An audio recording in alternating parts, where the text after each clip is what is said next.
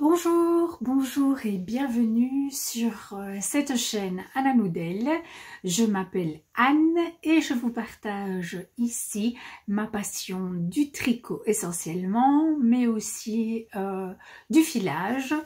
Et je teins la plupart de mes laines, ou en tout cas une bonne partie des laines que je tricote, au départ par souci d'économie. Et puis finalement, essentiellement par plaisir pur, car pour moi la teinture c'est vraiment totalement exaltant. Voilà, je vous partage aussi, donc j'ai dit filage, teinture, tricot, je vous partage aussi un petit peu mes lectures, mes expériences de lecture, et voilà. Donc bienvenue sur cette chaîne si vous êtes nouveau, et puis si vous êtes un habitué, eh bien bienvenue, j'espère que vous allez bien. L'objectif de cette chaîne est vraiment de partager ce sujet passionnant que sont les arts du fil. Voilà, pas d'autres prétentions en ce qui me concerne, je suis juste une tricoteuse passionnée qui aime énormément regarder des podcasts de tricot et donc eh bien pour moi créer des petites vidéos, c'est ma façon à moi de partager avec vous. Vous pouvez me retrouver sur Ravelry sous le pseudo Anna Noudel. J'ai un blog aussi, annanoudel.fr, dans lequel je parle aussi mais de choses tout à fait différentes. Donc je parle de tricot bien sûr, j'y parle aussi de couture, de bien-être, de jardin, enfin voilà. Un peu tout ce qui fait ma vie. Voilà, donc j'ai parlé de Ravelry, j'ai parlé du blog. Je tiens à commencer par remercier les personnes qui m'ont soutenue via la plateforme Ko-fi et les personnes qui m'ont offert un patron et concernant les cadeaux de patron. Donc moi j'ai reçu un très joli patron depuis ma dernière vidéo. Ça m'a fait immensément plaisir. Voilà, ça c'est toujours un chouette cadeau que de recevoir un patron. Mais je voudrais revenir sur le fait que Ravelry vous permet d'offrir un cadeau que vous allez choisir dans la wishlist de la personne à qui vous voulez faire ce cadeau, et que c'est important parce que c'est la seule façon de faire qui vous garantit d'offrir à la personne à qui vous voulez faire un cadeau, de lui offrir un patron qu'elle n'a pas déjà. Donc je m'explique. Vous n'avez pas accès à la totalité de la bibliothèque des raveleurs. Donc vous ne pouvez pas être absolument sûr que la personne à qui vous souhaitez faire un cadeau n'a pas déjà ce patron. La seule façon d'en être sûr, c'est d'aller piocher dans sa wishlist. Parce que la wishlist fonctionne de telle façon que lorsque la personne achète ou reçoit en cadeau un patron de sa wishlist, elle est automatiquement sortie de la wishlist par Ravelry. Donc la personne, en l'occurrence, si vous voulez m'offrir un patron, si vous allez le choisir dans ma wishlist, sans que j'ai besoin de faire quoi que ce soit, le patron va sortir de la wishlist parce qu'il entre dans la bibliothèque. Et c'est la seule façon d'être tout à fait sûr. Alors moi, par chance, ça ne m'est jamais arrivé de recevoir un patron que j'avais déjà. Mais j'ai des amis à qui c'est arrivé et c'est dommage parce que vous faites un cadeau à la personne et en fait vous ne lui faites pas de cadeau puisque ce cadeau elle l'avait déjà.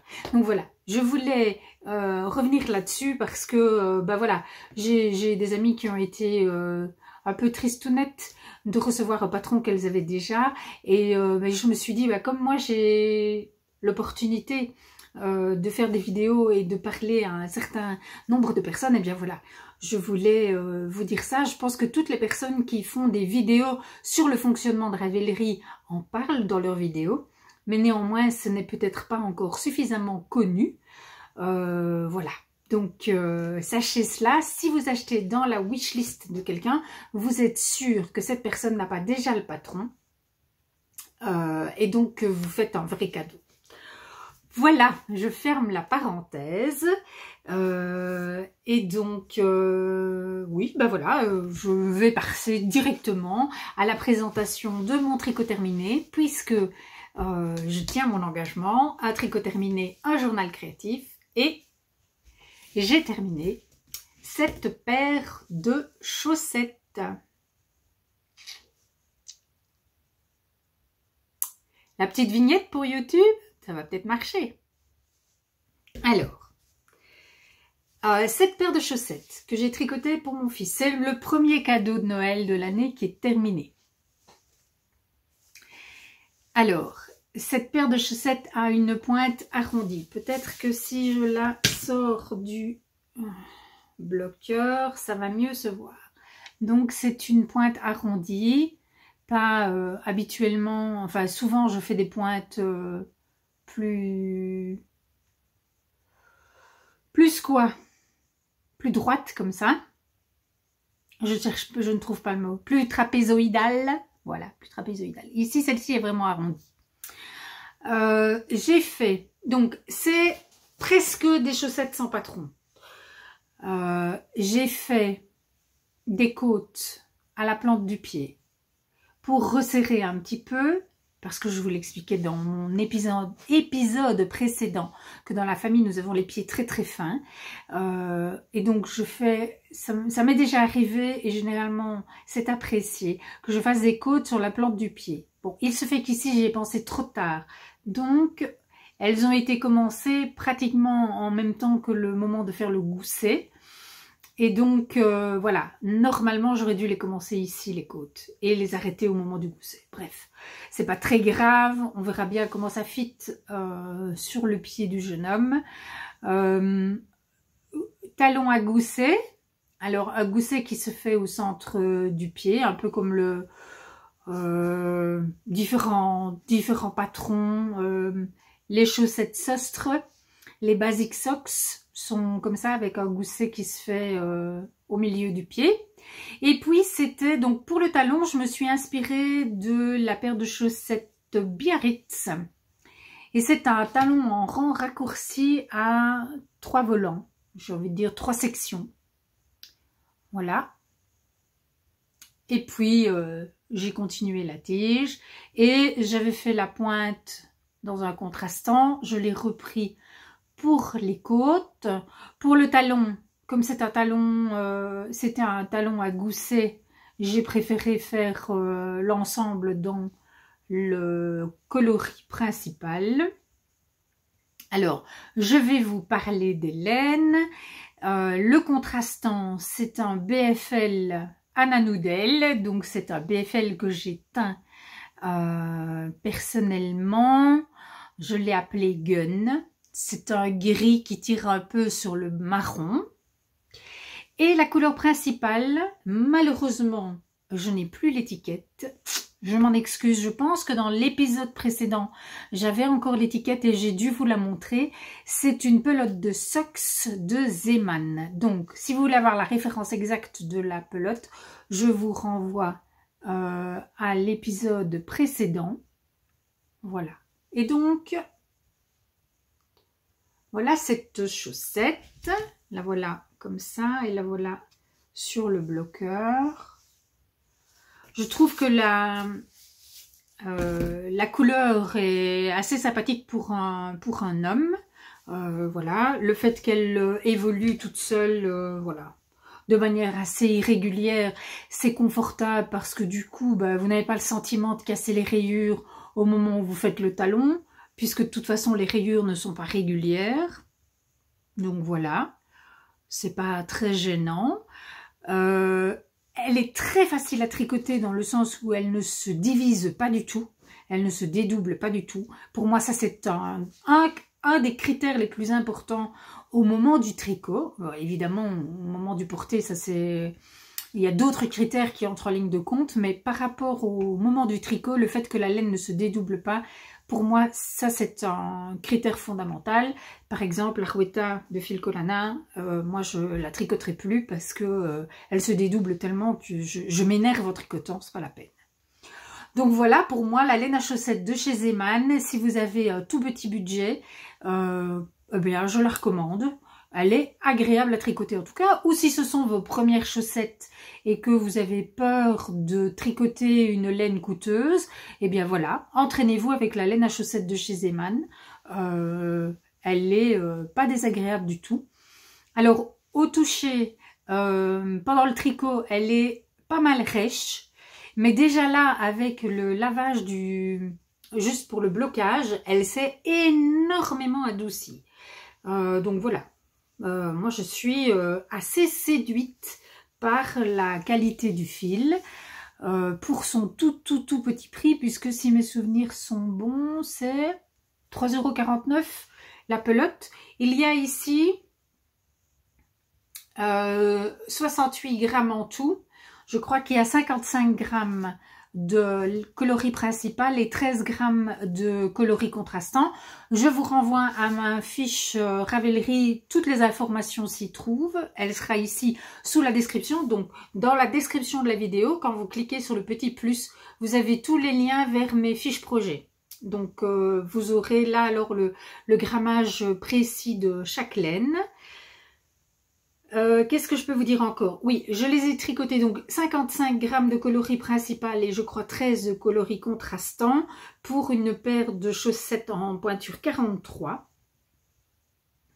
Tricoté aux aiguilles 2 parce que je tricote très lâche, donc moi je tricote avec des toutes petites aiguilles les chaussettes. Et j'ai fait 60 mailles parce que je vous l'ai dit. D'abord, je tricote lâche et ensuite, dans la famille, on a les pieds plutôt fins. Donc, 60 mailles, c'est bien suffisant. Donc, voilà pour ce projet terminé que je suis ravie de vous avoir présenté. Alors, on va faire le point sur mes encours. Alors. Ça, c'est le dernier que vous n'avez pas encore vu. Celui-ci, c'est celui qui a le plus avancé. Donc, je vais commencer par celui qui a bougé, mais pas autant qu'on aurait pu l'espérer. Le Trinigan. Donc, quand nous nous sommes vus la dernière fois, j'étais là. Donc, j'arrivais à la fin du premier demi-devant. Et donc, je l'ai terminé et j'ai commencé le dos. Le haut du dos, voilà, et donc je dois le monter là, hein, à la même hauteur. On en a encore pour un petit moment. Il n'a pas beaucoup avancé parce que j'ai beaucoup cravaché sur l'autre gros projet en cours, c'est-à-dire le flax pour mon mari. Et donc lui, il a vraiment bien avancé. Je vous montre ça tout de suite.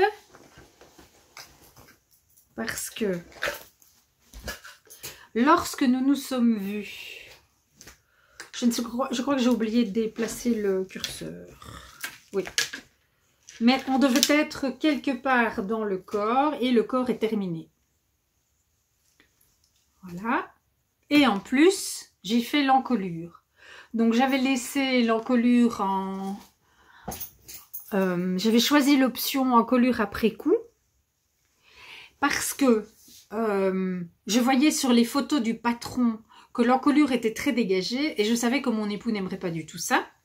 En plus, il se fait que comme moi, il a une bosse ici dans la nuque. Et donc, l'idée, c'était quand même de lui proposer de lui faire quelque chose sur mesure. Donc, j'ai repris les mailles de l'encolure et j'ai fait des rangs raccourcis. Parce que, attendez, hein, je vais resserrer un tout petit peu le câble pour que ça y ait un petit peu plus l'air normal. Je démêle. J'ai l'anneau marqueur qui est coincé là. Voilà, comme ça. Comme ça. Voilà. Bon. Je vais essayer d'expliquer clairement ce que j'ai fait et pourquoi. Donc, ici, vous voyez, sur le devant, vous avez juste 1 cm de côte et ça lui arrive déjà ici. Et donc, il ne veut pas plus. Or, là, j'ai repris les mailles ici. Donc, j'avais une encolure devant qui montait déjà très haut avant de faire la bordure. Par contre, dans le dos, ça baillait très fort. Donc, j'ai relevé les mailles et j'ai fait des rangs raccourcis qui partaient d'un raglan ici, qui tournaient sur le dos et qui revenaient au début du raglan là. J'ai fait donc des rangs raccourcis pour remonter le dos. Et donc, dans le dos, voilà tout ce qui lui manquait. Et puis, j'ai fait 1 cm de côte. Voilà. Et donc, évidemment, ici sur les côtés. Ici sur les côtés, bah, vous avez la fin des rangs raccourcis. Donc, au niveau des épaules, bah, voilà ce que ça donne. Voilà. Ça aurait pu être un petit peu plus haut. Mais alors, pour ça, donc parce que moi, j'ai relevé les mailles de là à là. Et j'ai fait mes rangs raccourcis de là à là en passant par le dos. Et ce n'est qu'à la fin des rangs raccourcis que j'ai repris les mailles de devant. Si j'avais voulu vraiment combler ici tout ce qui manque, il aurait fallu que je reprenne aussi les mailles du devant et que je fasse mes rangs raccourcis de là à là. Mais alors, j'aurais eu un souci, j'aurais pas pu du tout faire de côte. Voilà, donc j'ai fait, je vais dire, du mieux que je pouvais avec les contraintes que j'avais à la fois du patron, de la façon dont le patron est commencé, et à la fois bah, les caractéristiques physiques de mon époux. Alors, bah, vous verrez quand il sera tout à fait terminé, je ferai bien sûr, je vous montrerai des photos portées. Il a vraiment l'encolure qui lui remonte bien haut dans la nuque, donc c'est parfait. La seule chose, moi je trouve, c'est que d'un point de vue esthétique, ben voilà, je ne pourrais pas faire plus d'1 centimètre de côte sur le devant. Je trouve que c'est un peu juste, mais bon, voilà. C'est comme ça, il n'a pas envie d'avoir une encolure qui lui remonte dans le cou et je peux tout à fait bien le concevoir. Donc je le laisse comme ça. Pour le moment, j'ai mis les mailles sur un câble. J'ai mis les mailles du bas du corps sur un fil de laine. Parce que mon intention est maintenant de relever les mailles des manches, enfin de reprendre les mailles des manches, de faire les 2 manches jusqu'au bout et de mettre les mailles en attente, y compris sur un fil de laine, de laver, bloquer le pull et d'arrêter les mailles uniquement quand le pull sera lavé, bloqué et essayé, validé par mon mari. Parce que j'en ai marre de défaire des rangs de rabat. Je trouve que c'est... Défaire un rabat de maille, je trouve que c'est très fastidieux et peu agréable. Et que c'est un fil que je n'ai jamais tricoté. C'est de l'Alaska de Drops. Voilà. Et donc, je n'ai aucune idée, c'est de la laine vierge. Je n'ai aucune idée de si elle va beaucoup se détendre ou pas. Comme c'est une laine vierge, on pourrait s'attendre à ce qu'elle ne se détende pas trop.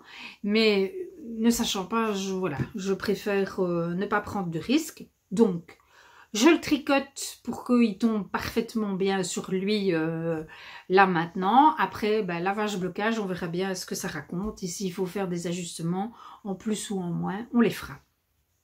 Donc, voilà pour celui-là qui a bien avancé cette semaine. Je vais commencer... aujourd'hui, on est dimanche. J'ai oublié de vous dire, aujourd'hui, on est dimanche. Et le dimanche, je tricote ma couverture, que vous ne verrez pas parce qu'elle est dans le salon. Elle m'attend gentiment, que j'ai fini de filmer. Mais donc, dès demain, je reprends mes encours classiques et je mettrai mes aiguilles sur la première manche. Je ne me fixe pas d'objectif à atteindre avec ce pull pour la semaine prochaine parce que j'ai aussi envie d'avancer le Trimigan qui a quand même été pas mal abandonné, le pauvre. Je l'ai tricoté un petit peu tous les jours, mais j'avoue, certains jours, juste un aller-retour. Donc, je trouve qu'il mérite quand même que je lui consacre aussi un peu de temps. Donc, je ne me fais pas de... Je ramasse l'aiguille et le fil qui sont tombés.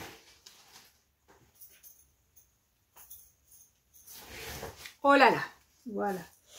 Voilà, donc je ne fixe pas d'objectif précis. On verra bien, je tricote suivant mes envies et voilà.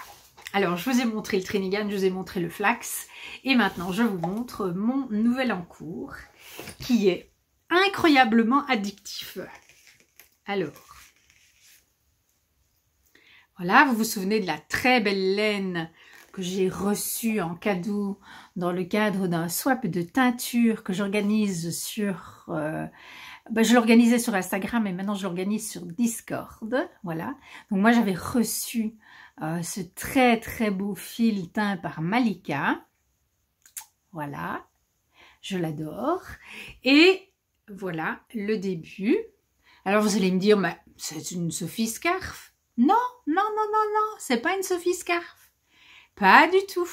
D'abord, elle est au pois jersey et puis surtout, elle est bicolore. Voilà. Donc, je lui avais acheté un écheveau qui lui allait bien de Malabrigo Sock. Ouais, superbe, hein? Voilà. Et je tricote suivant le patron Céleste de laine amourée, pardon, que j'ai reçu en cadeau de Noël de la part de mon plus jeune fils qui s'est fait aider de son papa pour m'acheter un patron dans ma wishlist Ravelry. Voilà. Et donc, le châle Céleste est en principe un châle triangulaire, un triangle rectangle, hein, donc un triangle très profond comme ça. Et alors moi, j'aime pas du tout ces châles-là. Donc, je ne suis pas du tout les instructions du châle pour ce qui est des augmentations. Je l'ai fait à ma sauce pour avoir quelque chose de beaucoup plus long et de moins profond. Par contre, évidemment, j'ai suivi les indications pour apprendre à tricoter du jersey double face. Et ça, je dois dire que c'est l'éclate totale. Alors, c'est l'éclate pourquoi? Parce que Laine Amourée, dans sa vidéo, enfin non, dans son patron, elle donne les indications, les instructions écrites.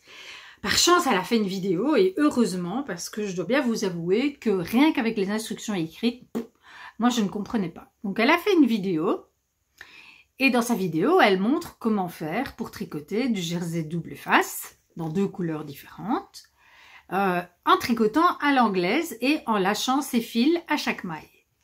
Et là, moi je me suis dit, non, c'est pas la peine. Tout un châle en tricotant une maille à la fois et en lâchant ses fils entre chaque maille, je vais pas y arriver. Je veux dire, c'est un travail titanesque ou pénélopien, comme vous voulez, mais non, non. Donc, j'ai chipoté. Ça m'a pris énormément de temps pour trouver comment tricoter à la continentale, puisque moi je tricote à la continentale, avec mes 2 fils dans la main, et sans lâcher mes fils pour arriver à tricoter. Et j'ai trouvé, j'ai réussi. Ça m'a pris du temps, hein, vraiment. J'ai bien passé 2 heures, je pense, au début, là. 2 heures dans mes toutes premières mailles pour arriver à comprendre comment faire. Alors, tout d'abord, j'avais fait ça. J'avais monté mes mailles sur des aiguilles double pointe en bois numéro 2 parce que comme je tricote lâche une taille d'aiguille de 3, ça n'allait pas, c'était affreux, on voyait le rose à travers le gris à travers le rose. Donc j'ai utilisé des aiguilles double pointe numéro 2 et j'ai tricoté avec des numéros 2 jusque là.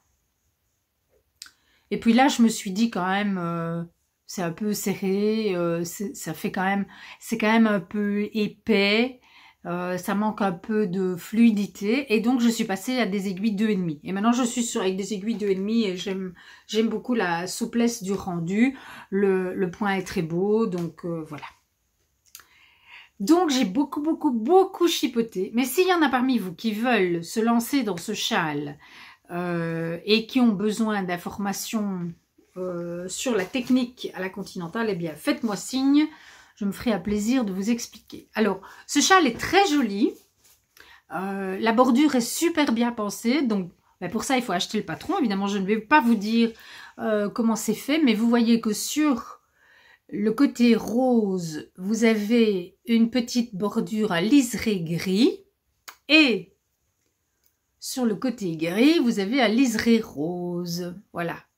Moi, personnellement, je trouve ça très joli. J'ai mis un anneau marqueur à chaque fois que j'ai fait une augmentation. C'est plus ou moins régulier, mais voilà, je n'ai pas du tout envie de me prendre la tête.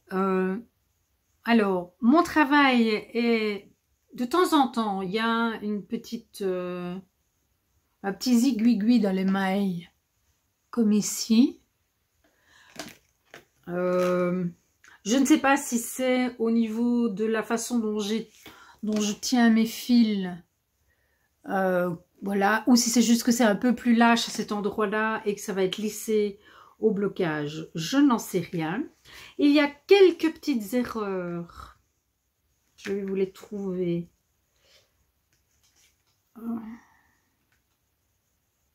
Ou pas. Oui, voilà. Il y a quelques petites erreurs. Attendez. Que je sache quoi vous montrer. Voilà. Là, on voit un petit fil gris qui ne devrait pas être apparent. De pareil, j'en ai, voilà. J'en ai encore une autre là. Donc voilà, j'en ai de temps en temps une, mais c'est vraiment peu de choses. Ça ne me prend, voilà, ça ne me rend pas malade. C'est un tricot terriblement addictif. C'est terrible. Je dois vraiment me bousculer pour l'abandonner et tricoter autre chose. Voilà, je ne sais pas du tout le temps que ça va me prendre. Ça prendra son temps, c'est pas grave. Parce que le voyage est agréable. Voilà, j'ai pas besoin que ça aille vite. Tellement chaque maille est un régal. Donc voilà, je suis très heureuse d'avoir découvert cette technique de tricot jersey double face bicolore. Je m'amuse énormément. Je me dis que c'est la porte ouverte au tricot de jacquard double face, qui lui alors me fascine encore plus. Bon, bah, ce sera pour l'année prochaine ou celle d'après, c'est pas grave. Cette année, je vais quand même, ben voilà, me faire plaisir avec cette technique-ci.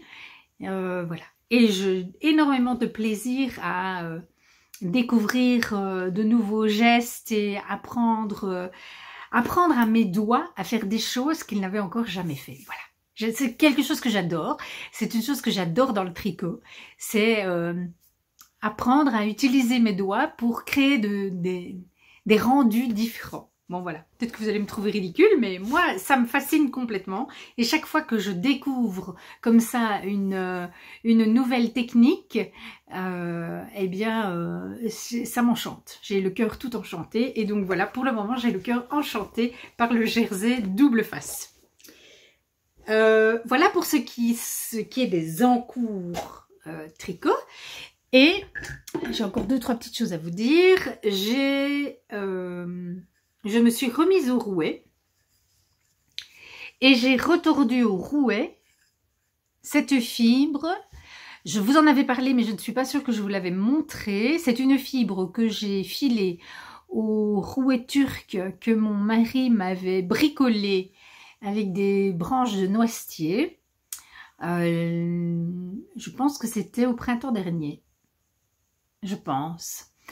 Et d'ailleurs, j'ai dû faire une vidéo là-dessus, où j'en parle, où j'explique, je ne sais plus, mais je pense bien que oui. Enfin bref, toujours est-il que j'avais filé une petite nappe, que j'avais achetée chez une artisane, dans un petit salon laineux, je crois du Lot-et-Garonne. Je lui avais acheté 2 nappes, voilà la deuxième, que j'aime énormément, et que je filerai, donc voilà, hein, c'est une petite nappe, comme ça. Voilà. Ce sera mon prochain projet. Donc, j'avais filé, j'y arriverai. Hein. J'avais filé ceci sur mon fuseau à la turque. Et normalement, avec une pelote que vous avez constituée sur votre fuseau turc, pas à la turque, fuseau turc. Je vous ai dit ça et je me suis corrigée. Fuseau turc. Vous pouvez faire le rotor.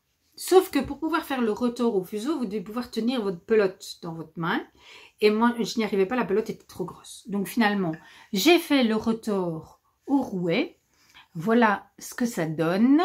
Je l'ai fait hier, donc je dois attendre un jour ou deux avant de le sortir pour le mettre en écheveau. Donc une prochaine fois, vous le verrez en écheveau avec son poids et son métrage et tout et tout. Pour le moment, j'ai une autre fibre que celle-ci, que j'avais commencé à filer sur un fuseau classique que Cécile m'avait offert. Donc Cécile m'avait offert à Noël, je crois que c'est à Noël, ou c'est pour mon anniversaire, je ne sais plus. Donc c'est ou Noël 2022 ou pour mon anniversaire 2023, elle m'avait offert un fuseau et une fibre qu'elle avait elle-même, je pense que c'est la Garance, mais j'en suis pas sûre. Il faudrait bien confirmer, je pense que c'est confirmé. Cette fibre que tu m'as fait rouge. Donc voilà, bref, je suis en train de commencer à la filer au fuseau.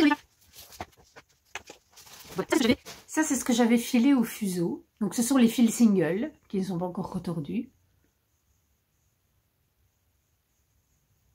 Et donc on voit qu'il y a du rouge, il y a un petit peu de bleu aussi. Celui-là il est surtout rouge, mais là on voit qu'il y a à l'intérieur, on voit qu'il y a du bleu. C'est un très très très beau fil. Et sauf qu'au fuseau, vraiment je ne suis pas du tout douée. Surtout avec celui-là, j'arrivais pas à le mettre convenablement sur le fuseau. Donc j'ai abandonné, je me suis dit je vais finir de filer cette fibre au rouet parce que au fuseau j'en ai pour des années et ça me décourage, donc voilà. Et donc voilà, je fais d'abord cette fibre là et puis quand j'aurai filé cette fibre là, je passerai à celle-ci. Donc voilà pour mes prochains projets filage, vous en savez un peu plus. Alors, ce très bel écheveau de fil à chaussettes que je vous ai montré dans le dernier épisode. Je vais le bobiner en cake tout à l'heure parce que je vais commencer la première des 2 paires de chaussettes que je vais nous faire pour nos 30 ans de mariage. Ce sera ma prochaine paire de chaussettes sur mes aiguilles, donc il est temps que je bobine. Et donc, je voulais vous parler encore de mes projets détricotage. Mais avant, je vais vous parler de ce que je porte. Oui, alors je suis celle qui finit par parler de ce qu'elle porte, alors que tout le monde commence par là, n'est-ce pas? Je porte aujourd'hui le Sleepy V Crescent de Steven West, qui est un très joli châle.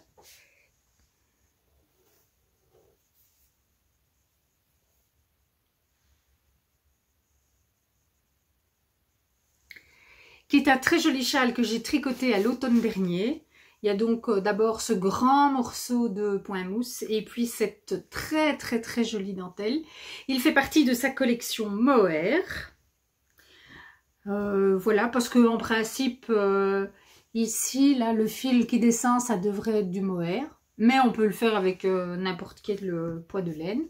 Et ici, je porte mon Whitmore Sweater, que j'ai fait avec des manches droites, voilà, et que j'ai fait cropped, oh bah vous ne le voyez pas, mais que j'ai fait cropped pour pouvoir le porter sur mes robes, voilà, un pull que j'aime énormément, et donc vous avez, vous aurez le lien vers ma fiche projet dans la description de la vidéo, si vous voulez en savoir plus sur la taille que j'ai faite, etc., etc.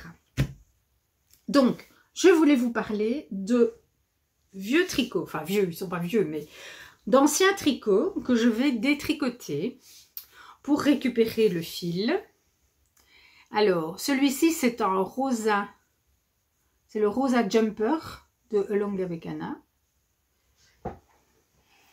Et comme vous pouvez le voir, il est immense. Il est beaucoup trop grand pour moi. L'encolure, vous voyez ça, elle me tombe quasiment au bas des épaules. Donc, je vais le détricoter parce que par contre, j'adore le fil. C'était une teinture fait maison. Mais malheureusement, c'était un accident de teinture et donc je ne pense pas que je pourrais le reproduire. Et j'adore cette couleur. Bon, moi je l'aime beaucoup. Alors, Ouais, je pense qu'elle me va pas mal, hein. Enfin, vous me donnerez votre avis. N'hésitez pas à me donner votre avis sur les couleurs, hein. Donc, je voudrais détricoter ce pull. C'est un pull, donc c'est un fil, je crois que c'est un fil sport d'alpaga et un fil de mohair. Je ne vais pas essayer de les séparer, hein. Je vais me contenter de les détricoter. On va bien voir si ça se passe bien. Parce que idéalement, je voudrais le récupérer pour me faire un gilet.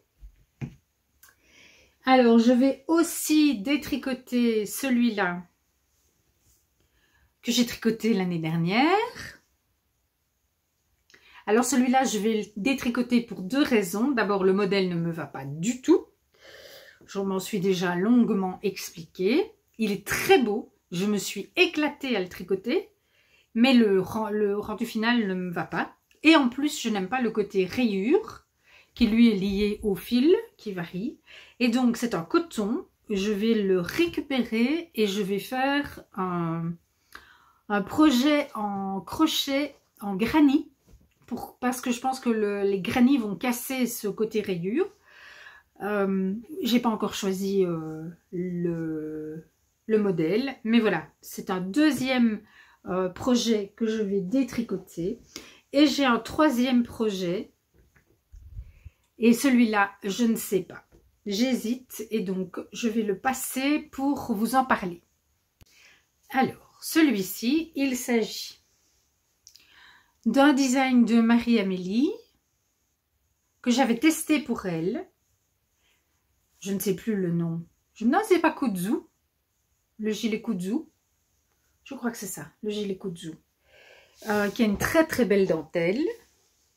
Et moi j'avais fait une version en bambou pour avoir une version d'été. Sauf qu'à l'époque je manquais d'expérience et je me suis totalement plantée dans le relevage de mes mailles pour faire la bordure ici et elle est trop courte. Bon alors évidemment vous n'allez pas le voir mais si je fais ça voilà. J'ai pas relevé assez de mailles. Du coup, c'est vraiment très laid. Donc, je ne le porte pas. Alors, de deux choses l'une. Soit je le liquide carrément. Parce que je trouve qu'en fait, je ne l'ai pas beaucoup porté. Mais je trouve que le fil ne vieillit pas bien. Il bouloche pas mal. Je ne suis pas hyper convaincue par ce fil. Il m'en reste une pelote. Donc, je pourrais défaire ici et me refaire une bordure et lui rendre peut-être une chance. Bah, ou alors je le liquide parce que je ne récupérerai pas le fil. Ça c'est sûr. Voilà. Je vous montre le dos. J'espère que vous le voyez.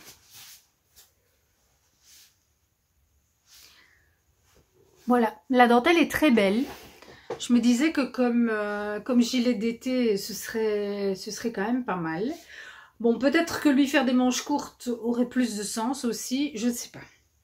Je vais peut-être bien quand même commencer par essayer de refaire la bordure et voir si avec une bordure adaptée, il me plaît. Et puis après, je verrai pour les manches. Voilà, enfin si vous avez un avis sur la question, n'hésitez pas à me le donner en commentaire. Voilà, pour ce qui est je l'enlève parce que j'ai un peu chaud. Pour ce qui est des pulls qui vont être détricotés, ça fait partie des choses qu'il faut que je fasse. Ça me demande toujours un petit peu de courage parce que c'est le temps que je passe à détricoter, je ne tricote pas. Voilà, pour tout dire, c'est un peu ça le problème. Je voulais vous parler lecture un petit peu. J'arrive à la fin de mon roman de Daphné du Maurier et je me faisais la réflexion, je la partageais avec Sylvia, cette réflexion, qui fut un temps où je lisais 600 pages par semaine et là j'en suis à 60 à peu près, 60 pages par semaine parce que je ne lis plus que le soir juste avant de m'endormir. Et en fait, je me suis rendu compte que j'aimais beaucoup ça. C'est comme la différence entre faire un voyage à pied ou le faire en voiture. Il n'y a pas de mieux ou de moins bien. Ce n'est pas mieux de le faire à pied que de le faire en voiture. La seule chose, c'est que si vous le faites à pied, vous allez vous imprégner du voyage autrement que si vous le faites en voiture. Eh bien, en ne lisant que 60 pages par semaine, je vis très longtemps dans le même roman. Et donc, c'est comme quand on voyage à pied, je suis imprégnée de ce que je lis et je plonge dans ce monde pour un long moment. Et donc, je peux vraiment m'y installer. Et je crois que j'en profite beaucoup plus. Voilà. Je pense que c'est ça que j'ai envie de dire, c'est que le fait de lire moins me permet de profiter beaucoup plus de mes lectures. Et ça me fait bien plaisir parce qu'en fait, pendant longtemps, j'ai dévoré les livres, mais quand je dis dévorer, c'est dévorer. Quand je vous dis que je lisais 600 pages par semaine, c'était pas de la blague. Je passais un nombre d'heures de lecture au quotidien complètement délirant. À l'époque, je ne tricotais pas, ou très peu. Je tricotais seulement quand je regardais la télévision, donc c'est-à-dire uniquement 2 heures le soir. Et encore. Et donc maintenant, je ne lis plus qu'un tout petit peu, et je fais cette expérience nouvelle de lecture que j'adore. Alors concernant Rebecca de Daphné du Maurier, ben là il me reste une dizaine de pages à lire, donc ce sera terminé ce soir. Je me suis fait la réflexion que c'est vraiment un roman qui est construit comme le théâtre, les pièces classiques, le théâtre classique de Racine ou de Corneille. Vous avez unité de lieu, unité de temps, le lieu, le temps et unité d'action. Et tout le début, on met les choses en place, on met les personnages en place, on pose le décor, on crée le mystère, et puis la tension monte, et puis alors à un moment donné, ça explose, et puis on se dit, ça va redescendre, non, ça continue, jusqu'à la fin. Et oui, ça m'a vraiment fait penser à un drame, ça me fait vraiment penser à un drame classique dans sa construction. Voilà, et le fait d'avoir fait ce voyage à pied avec Rebecca, eh bien, ça a été vraiment une très belle expérience, j'aime énormément. Et voilà, et je suis donc toute réconciliée avec le fait que je lis beaucoup moins. Et mon châle céleste, eh bien, me fait un peu cette impression aussi. Cette impression que je n'ai pas envie que ça aille vite. J'ai juste envie de savourer chaque maille. Voilà. Et pour ça, tous les tricots ne sont pas égaux. Il y a des tricots qu'on fait pour le plaisir de les tricoter, et puis il y a les tricots qu'on fait parce qu'on veut avoir l'objet terminé. Et donc, vous savez, cette classification, est-ce qu'on est project knitter ou process knitter? Ben moi, je crois que je suis les deux. Et que c'est tantôt l'un, tantôt l'autre, suivant les projets, c'est pas forcément pareil. Bon ben voilà. Voilà tout ce que j'avais à vous dire aujourd'hui. Je pense que je suis arrivée au bout de mon petit blabla. Je vous retrouverai quand j'aurai un objet terminé. Bah, ce sera forcément pas tout de suite, hein, parce que mes 2 gros projets, j'ai quand même encore 2 manches à faire pour le flax. Plus pré-blocage, etc. Et donc, je sais pas trop. Une paire de chaussettes qui n'est pas encore commencée, un châle qui va prendre son temps, et le Trimigan qui est la belle grosse pièce. Donc, je ne sais pas quand je reviendrai. Ah oui, je voulais aussi vous dire, je ne sais pas si je vous en avais parlé, mais je crois. Je vous avais parlé que j'étais inscrite au Lainathlon, qui se termine le 28 février, et ça y est, je m'étais inscrite dans les 10 000 mètres, et j'ai rempli mon contrat, donc je suis très contente. Donc, ça veut dire que depuis le 1er décembre, j'ai tricoté plus de 10 000 mètres de fil. Non, c'est pas vrai. Pas complètement, parce que les projets qui comptent là-dedans sont des projets qui sont parfois juste terminés. Hein, donc, non, faut pas exagérer quand même. Enfin bref, peu importe, j'ai rempli mon contrat. C'était ça que je voulais vous dire. J'en suis donc très contente. Et bien voilà. Vous savez tous de mes projets en cours et de mes tout prochains projets. Je vous souhaite à vous aussi de belles heures de tricot. Profitez bien de chacune de vos mailles, de chacun de vos projets terminés. Et puis, on se reverra quand j'aurai un nouveau projet terminé qui tombera de mes aiguilles. Ce sera l'occasion pour moi de revenir vous voir. Voilà, je vous embrasse. Et sinon, d'ici là, on peut se retrouver sur le blog, sur Ravelry, voilà. On peut partager un café sur Ko-fi, comme vous voulez. Je vous embrasse, à bientôt. Ciao.